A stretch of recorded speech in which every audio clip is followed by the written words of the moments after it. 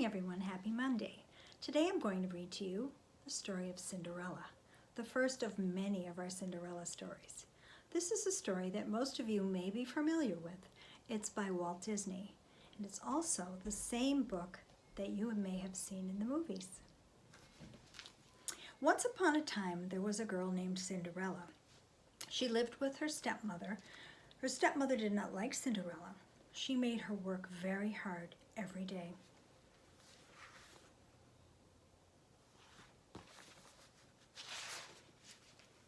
Cinderella had two stepsisters.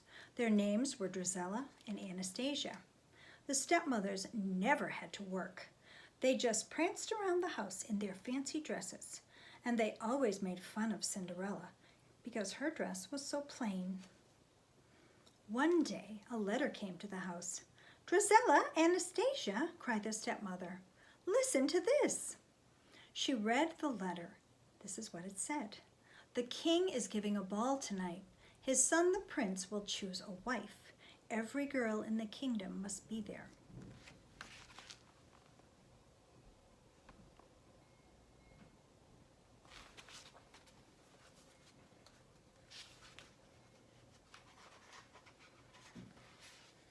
"Then I can go too," said Cinderella. "You," cried the stepsisters, and they laughed and they laughed. "But it says every girl in the kingdom must be there," said Cinderella. They weren't very nice. The stepmother smiled and said, "Of course you may go, Cinderella. You may go if you finish your work in time, and if you have a dress to wear." "Oh, thank you," said Cinderella, and she ran up to her room.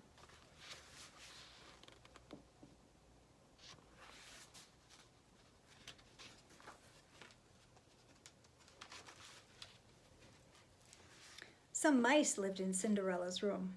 They were Cinderella's friends. She had even made little clothes for them. "Guess what?" she cried. "I'm going to the ball to meet the prince."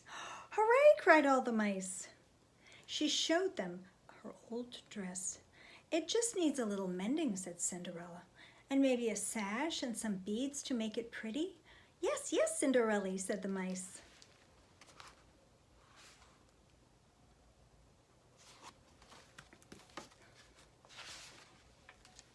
"Cinderella!" cried the stepmother. Cinderella went downstairs. "I want you to clean the floor, wash the windows, dust the drapes," said the stepmother. "But I did that yesterday," said Cinderella. "We'll do it again," said the stepmother. Cinderella worked so hard, as fast as she could, but there was always something more to do. "Cinderella! Cinderella!" cried her stepsisters. "Oh dear," said Cinderella, "I will never have time to mend my dress."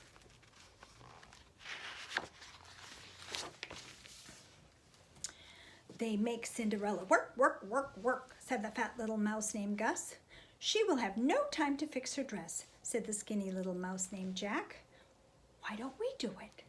That would be a great idea. We can fix Cinderella's dress."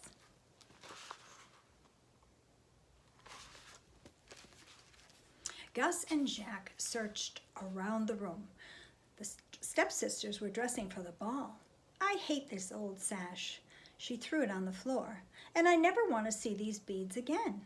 She dropped the beads on the floor. But guess who picked them up?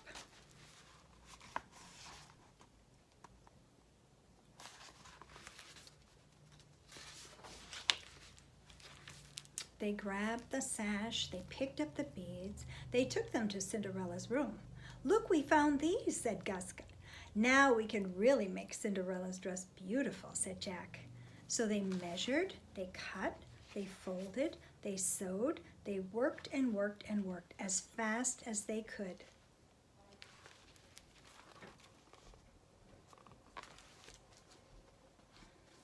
The hours went by quickly. Cinderella had to help the stepsisters with their dresses. When she was done, the stepmother said, "It is time to go to the ball, girls. Are you ready, Cinderella?" "No," said Cinderella softly. "I did not have any time to fix my dress."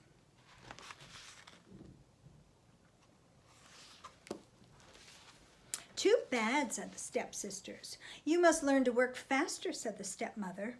They watched Cinderella sadly go up to her room.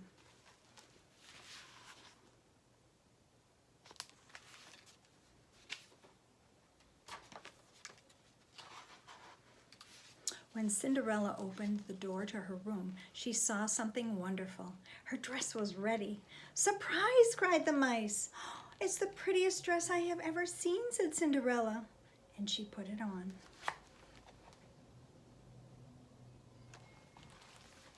Cinderella ran down the stairs. "Wait," she called. "I can go to the ball. I have a dress." The stepmother and the stepsisters could not believe their eyes.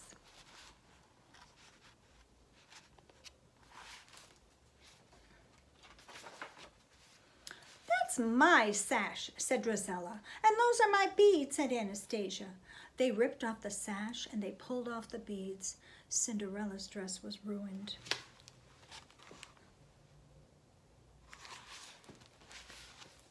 "Come along, girls," said the stepmother. "The prince is waiting for you." And off they went to the palace, and poor Cinderella was left behind.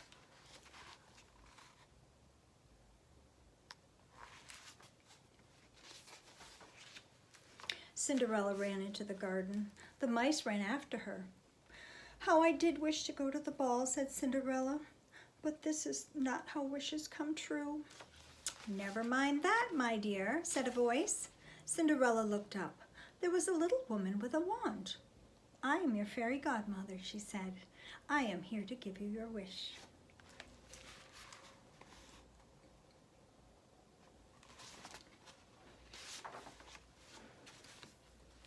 "Now let me see," said the fairy godmother.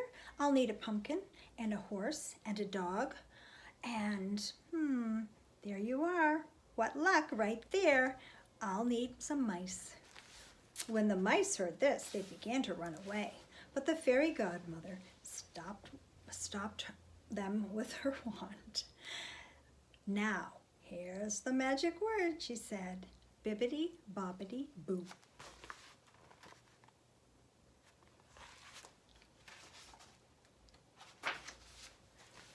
She turned the pumpkin into a coach, the horse into a coachman, the dog into a footman, and the mice into fine white horses. "Now hop in, my dear," said the fairy godmother. "But my dress," said Cinderella. "Oh my," said the fairy godmother. "I almost forgot." Cinderella, she waved her wand again, and Cinderella looked down, and her dress had turned into a beautiful blue gown. Her shoes had turned into glass slippers. "Oh, thank you," said Cinderella. "Now you must remember, hop on that coach, but be home by midnight." "Oh, I'll remember. All the magic will wear off at that time." "I promise I won't forget," said Cinderella, and off she went to the palace.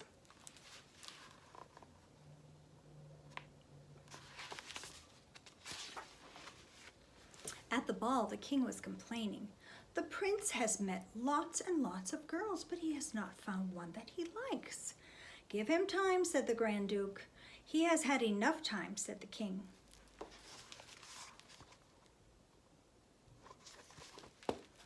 Just then, Cinderella came into the ballroom. When the prince saw her, he bowed. "May I have this dance?" he asked.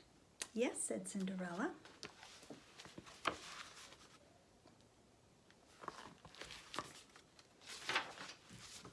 All night, the prince danced only with Cinderella. They danced around the floor as if in a dream. "How lovely she is! But who is she?" everyone asked.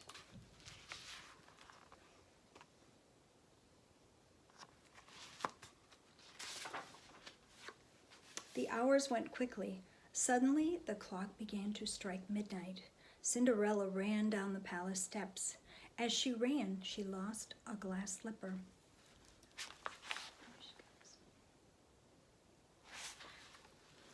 When the prince reached the steps, Cinderella was gone. He picked up the glass slipper. "The girl who wore this slipper is the girl I'm going to marry," said the prince. He called the Grand Duke. "We must find her," he said. Even before Cinderella got home, the magic had ended.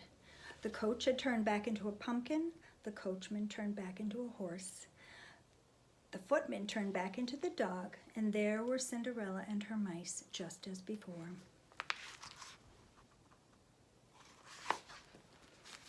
The next day, the Grand Duke took the glass slipper to every house in the kingdom. At last he came to the house where Cinderella lived. Cinderella was up in her room.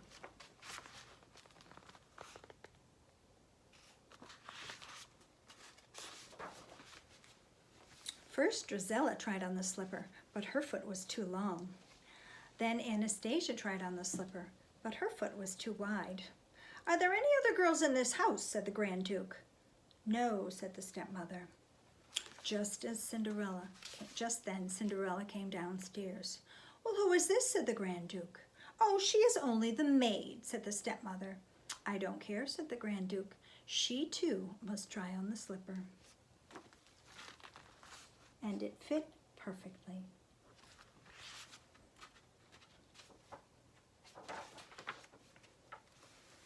Then Cinderella reached into her pocket and pulled out the other glass slipper. The Grand Duke bowed to Cinderella. "You are the girl the prince says that he's going to marry," said the Grand Duke. So Cinderella went to the palace and married the prince, and they lived happily ever after.